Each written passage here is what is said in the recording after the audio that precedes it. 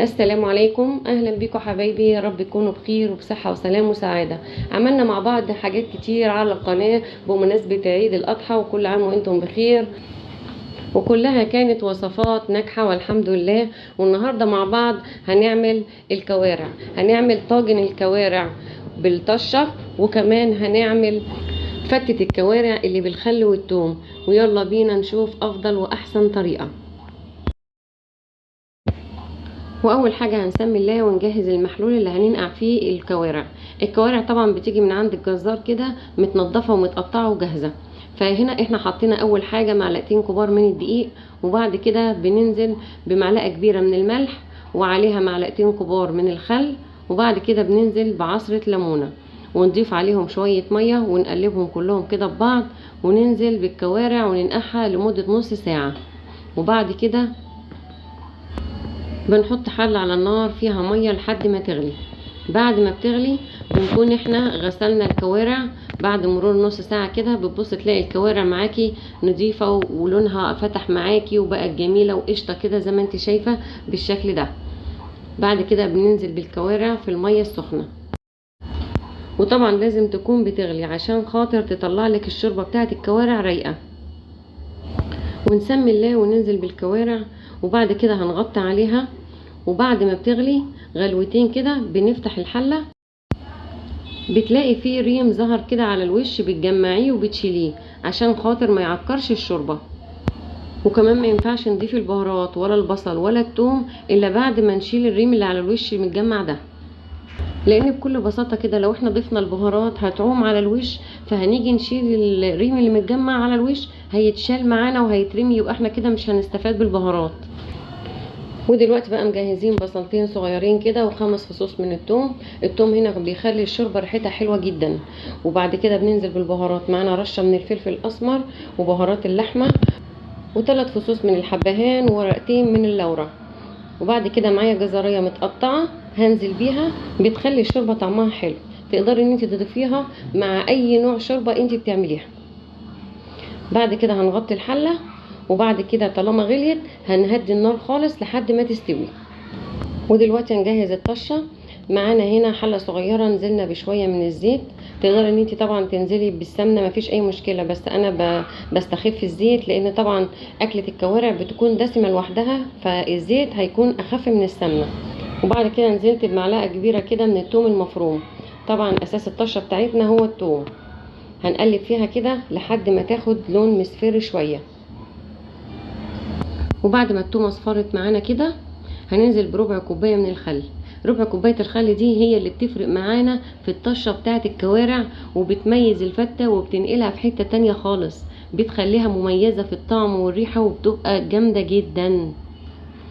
بعد كده بنكون مجهزين نص شفشق كده من عصير الطماطم، ويفضل وانت بتضربي الطماطم ما تزودهاش ميه عشان تسبك معانا بسرعه، يعني عايزينها تبقى تقيله. بعد كده بننزل برشة من بهارات اللحمة ورشة من الفلفل الأسمر ومعلقة صغيرة من الملح، ونديهم تقليبة كده مع بعض ونسيبهم لحد ما يتسبكوا. وبالنسبة للكوارع بعد ما بتستوي قبل ما نطفي عليها ب10 دقايق بنضيف الملح، يعني الملح ده آخر حاجة بنضيفها. ودلوقتي نسيبها بقى ال10 دقايق دول تغلي كده مع الملح عشان الكوارع تشرب من الملح كده ويبقى طعمها حلو. نبص بقى على التسبيكه بتاعتنا. الطشه بتاعتنا ما شاء الله اهي اتسبكت خلاص كده وبقت تمام. دلوقتي هناخد كبشتين بقى من الشوربه بتاعت الكوارع ونضيفهم على الطشه، واديها تقليبه بقى كده ونسيبهم يغلوا غلوه واحده بس عشان يندمجوا مع بعض. ودلوقتي طفينا على الكوارع وهنشيلها بقى كده من الحله ونحطها في قلب الطاجن. مش هنطلع بقى معاها جزر ولا اي حاجه من الكلام ده، احنا هنطلع بس الكوارع لوحدها ونرصها في قلب الطاجن. والطشه غليت معانا اهي. هديها تقليبه كده بالكبشه كده، وبعدين هاخد منها كبشتين 3 واحطهم على الكوارع. احاول بقى ان انا اوزعها كده على الكوارع من فوق زي ما انت شايفه كده. خلي كده الطشه تغطي الكوارع كلها كده في قلب الطاجن، عشان خاطر لما ندخل الطاجن في الفرن الكوارع كلها تاخد لون حلو، وفي نفس الوقت تشرب من الطشة اللي احنا حاطينها دي، فتبقى جميلة جدا. هتلاقي بقى ريحتها وطعمها حاجة تانية خالص، تقولي ان انت بقى كده قاعدة في مصمت، مش هتقولي ابدا ان الكوارع دي معمولة في البيت.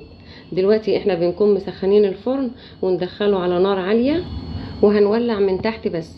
طبعا الكوارع مستوية، فاحنا يا دوبك هتخش بس الفرن كده تشرب من الصلصة اللي احنا عاملينها ديت، وفي نفس الوقت مش عايزينها تقعد مدة طويلة عشان ما تنشفش معانا. فاحنا هنسيبها في الفرن كده لمدة 20 دقيقة بس مش اكتر. وقبل ما نطلعها ب5 دقايق كده هنولع الشواية عشان تاخد لون من فوق، ما نسيبهاش مدة طويلة عشان ما تنشفش معانا. وبعد ما بتطلع من الفرن بتبقى طالعه معانا جميله جدا، شاربه بقى كده من الصلصه اللي احنا عملناها لها، وكمان متحمره. تقولي بقى هي كده حاجه مشويه كده ومتبله في الصلصه دي. بجد اللي ما بيحبهاش لما يدوقها بالطريقه دي هيبقى مدمنها، وكمان الاكيله بقى اللي بيحبوها اصلا هيحبوها اكتر بالطريقه اللي احنا عاملينها دي. تقدري بقى ان انت تقدميها دلوقتي جنب الفتة، او ترصيها كده على الفتة وتكوني مظبطاها. واللي عايز يشوف طريقة الفتة بقى مظبوط واحنا بنجهز العيش المحمص للفتة، انا هسيب لكم الطريقة في صندوق الوصف. كنت عاملة جنبها برضو كوارع، بس مقدمة الكوارع بطريقة تانية مختلفة عن ديت. هتشوفي فيها خطوات عمايل الفتة من الالف للياء، ما سيبناش حاجة الا لما قلناها وصورناها. وكمان عملنا الرز الابيض المحبوب للفتة. ويا ريت يا حبايبي اللي لسه مكمل معانا لحد هنا ما ينساش يدعمنا باللايك، واللي اول مرة يشوفنا اتمنى ينورنا في القناة.